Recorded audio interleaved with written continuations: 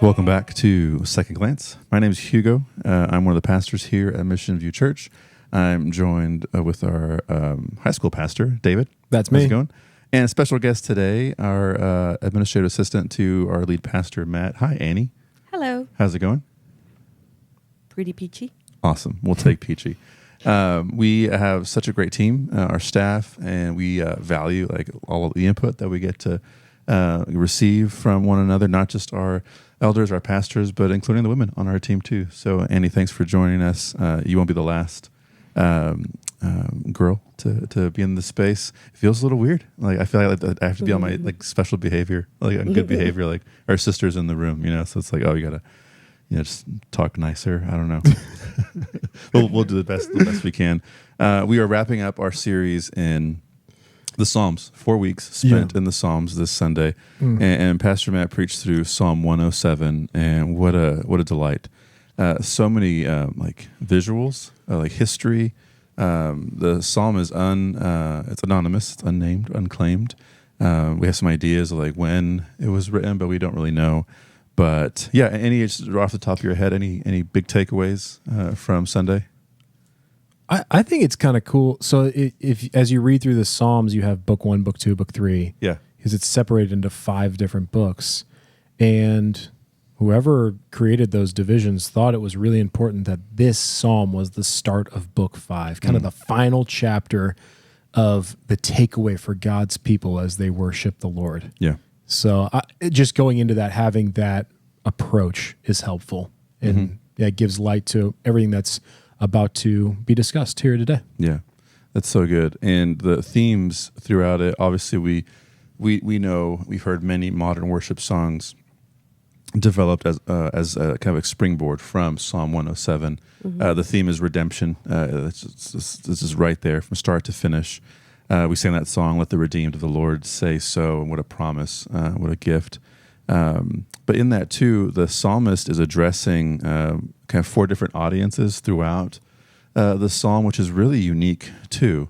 It's a bit of a departure from some of the other formats, different styling for some of the psalms. I just want to kind of revisit some of those together. He addresses those who wandered in deserts, those who sat in darkness and the shadow of death, some who were fools through their sinful actions, and then lastly, some who went down to the sea in ships, basically those who kind of thought that they had it all under control on their own wisdom, their own power. So he's kind of addressing all of life in those 4 kind of themes. But what can we take away from his approach, the psalmist's approach, to speaking to those specific types of people? I think it makes it easy for us to relate to those people at different times of our lives, but it makes us also be more appreciative of who the Lord is and how, and he repeats it. That's something that I love. He repeats, I don't know how many times, his steadfast love endures forever. Just keep that in mind, that whenever you're one of those people, when you're like in the ship or when you are trying to live your life by your own wisdom, God still is faithful and merciful. So I love that no matter which part of your life you are, God is always there. Yeah, the imperative that is repeated throughout the psalm is let them thank the Lord for his steadfast love. So this picture of gratitude and thanksgiving. Annie, you brought this up. You and I are both bilingual. You mentioned that in the Spanish.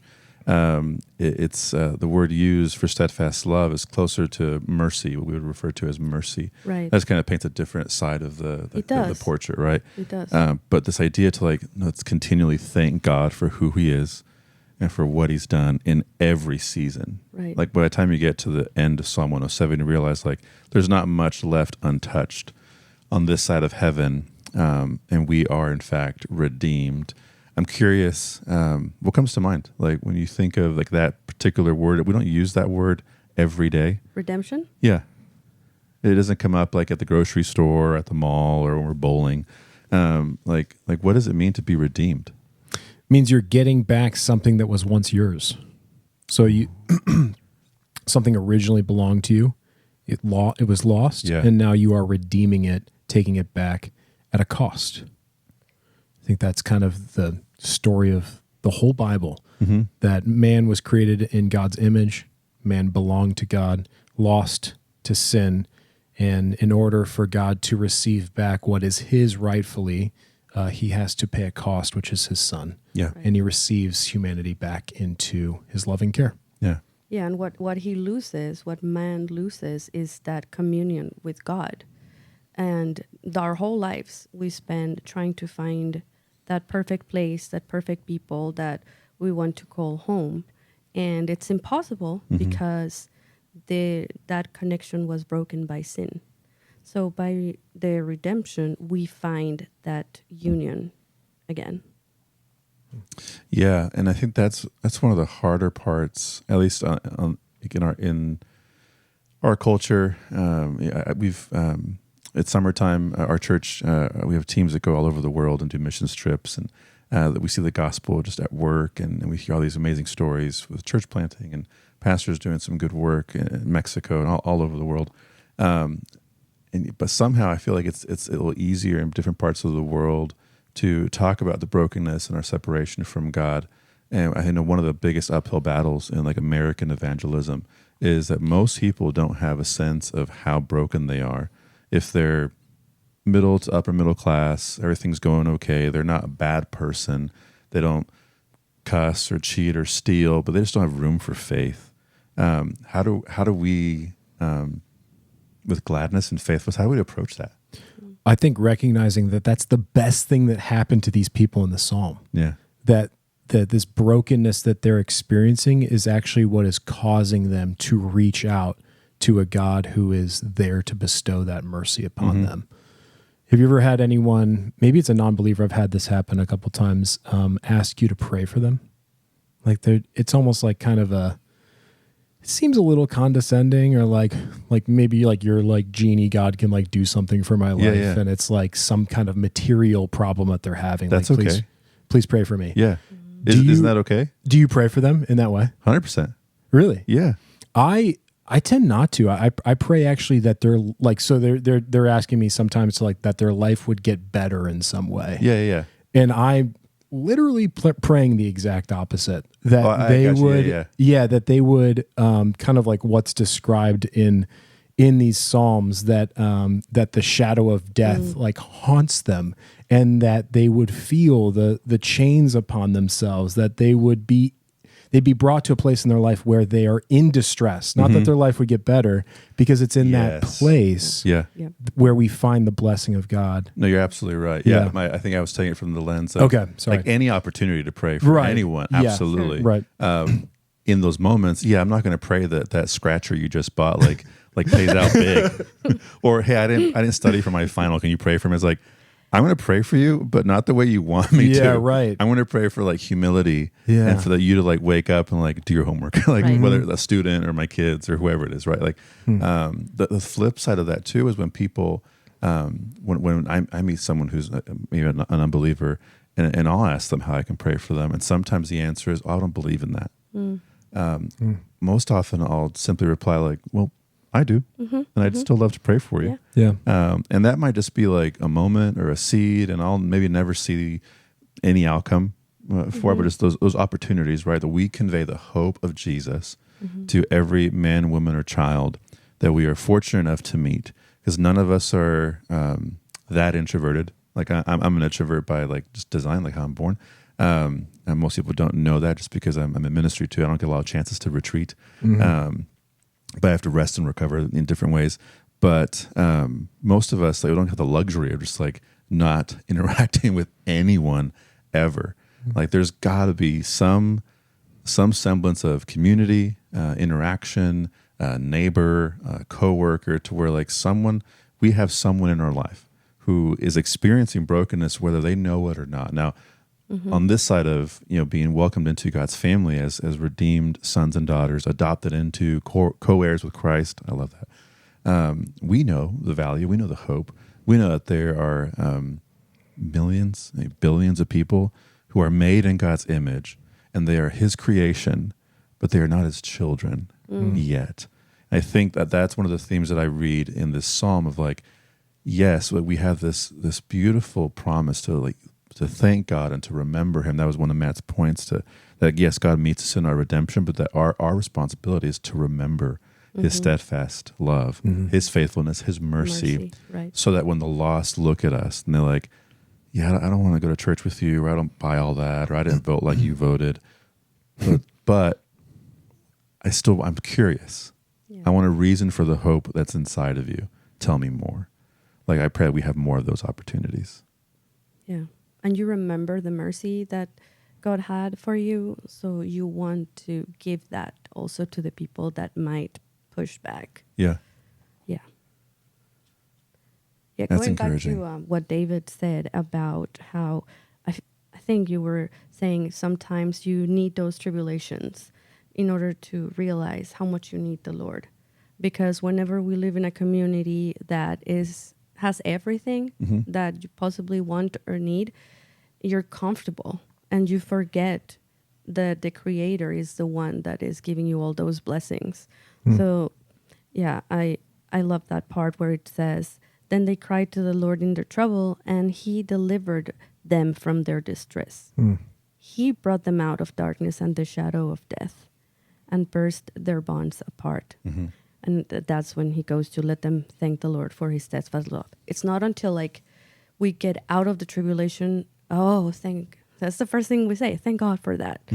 But if we're in no tribulation, sometimes we forget Him. And I remember a couple of years ago, their song, Don't Let Me Forget How You Saved My Life. I asked the Lord, if I need to be on a tribulation, preferably not so big, but it's small enough that I remember that it's all because of You, then I'm okay with it. I welcome it, whatever keeps me clinging to Him. Sure. Because otherwise, we get so comfortable in our, white picket fence life that we just forget about our Redeemer. Yeah. Well, that's good.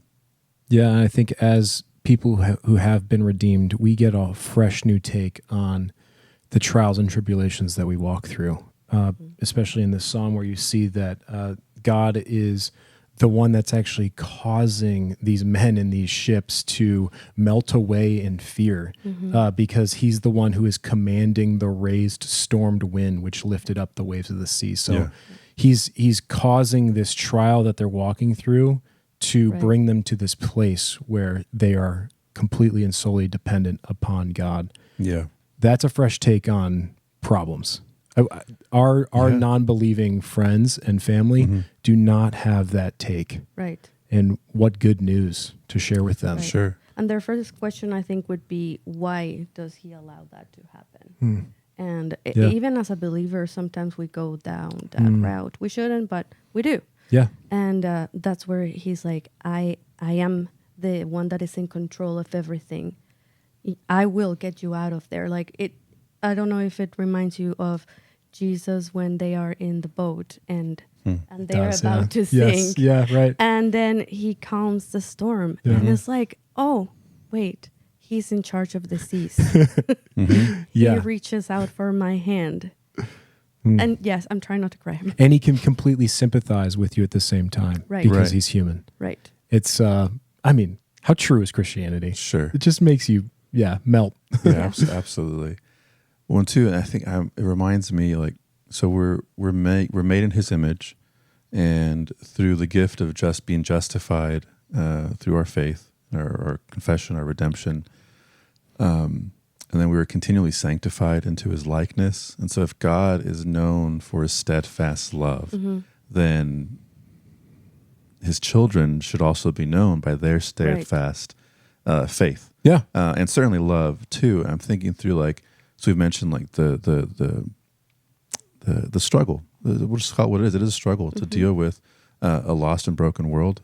Coworkers, friends, neighbors, family, friends who are either, at best, like they just are indifferent. At worst, like there's like serious animosity towards our faith or criticism or skepticism. but we can choose. I think we must choose to be steadfast, Right. faithful, like running with endurance. A friend of mine, her father's been in the hospital for a few days, and historically has been a little bit against just following Jesus. Like he doesn't think his life's that broken. He's a good person, whatever his reasons may be. But it's been a rough week. I just hung out with her husband today, and he told me the coolest thing. He said very recently, his wife was talking to her dad, and it came out just like, hey, she just kind of laid it all out one more time. It's like you need to get this in order. Our parents, as they age, they get older. Like there's so many reasons why we want our friends and family to love Jesus. But for the first time, she lays it all out for him, and oh man, I could cry. He says, "I'm getting close." He's never said that before. But then just through like recent circumstances, and I can only hope and pray that even through this current, suffering, it's not been an easy week, and he's got a long road and recovery ahead. But man, God can work with, I'm getting close. Yeah. And so that's where like our steadfastness comes into play, because there are souls at stake. This is not like, let's grow a big church, or let's go plant this, or let's go here, do kingdom things. Like, no, there are lives waiting in the balance of eternity. And we have the good news. We have the hope for the world, which is one of many reasons we do things like this.